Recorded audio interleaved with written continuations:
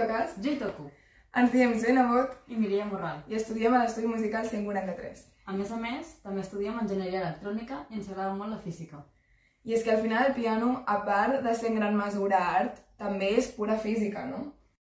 El piano emet sons i melodies mitjançant la vibració de les seves cordes. Jugant amb el gruix i la longitud de les cordes aconseguirem amplituds, Que és la distància entre el punt més allunyat de la ona formada a la corda i el punt d'equilibri, i períodes diferents. que és el temps transcorregut entre dos punts equivalents de la ona.